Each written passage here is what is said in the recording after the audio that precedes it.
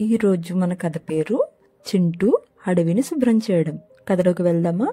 ఒకరోజు అడవిలో చింటూ అనే ఉడత ఆకుల మీద నడుస్తూ ఏదో వింతగా ఉన్నట్లు గమనించింది.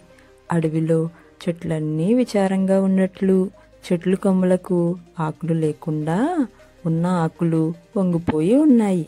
అడవి ఇంతకు ముందులా సంతోషంగా లేదేంటి అని ఆశ్చర్యపోయింది చింటూ. వెంటనే ఏమైందో తెలుసుకోవడం కోసం ఈ విషయాన్ని తెలివైన పాత స్నేహితుడు కింటూని అడిగింది. మనుషులు జంతువులను, చెట్లను జాగ్రత్తగా చూసుకోకపోవడం, చెట్లను నరికివేయడం, కాల్చివేయడం చేస్తున్నారు. అందుకని చెట్లు బాగా లేవు అని కింటూ చెప్పాడు. అది వినగానే చింటూకి చాలా బాధ అనిపించింది. సాయం చేయాలనుకుంది. వెంటనే తన స్నేహితులందరికీ కబురు పెట్టింది.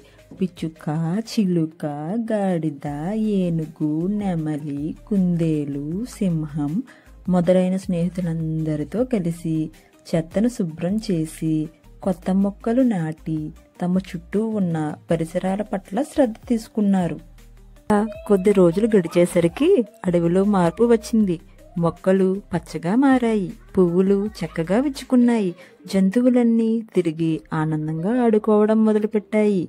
తమ ఇంటిని మరియు పరిసరాలను కాపాడుకోవడానికి తమలాంటి చిన్న జంతువులు కూడా పెద్ద మార్పుని తేగలవు అని వాటికి అర్థమైంది. ఆ రోజు నుండి చింటూ మరియు తన స్నేహితులు కలిసి తమ ప్రియమైన అడవిని శ్రద్ధగా చూసుకుంటూ ప్రతి వారికి పర్యావరణం పట్ల శ్రద్ధ తీసుకోవడం యొక్క అవసరాన్ని గురించి వివరించసాగాయి.